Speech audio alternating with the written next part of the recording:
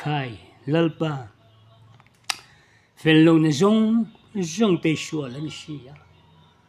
Hallelujah, amen. Leng ila thangwal sanga chum le ro mei te khumin.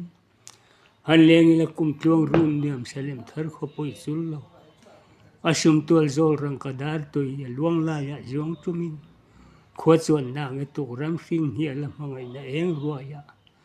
Hallelujah, lalpa kangai nge kum tuang run no mangil le ka zwa omna. O partin thangan vulchia yinun na tu ya luang del de.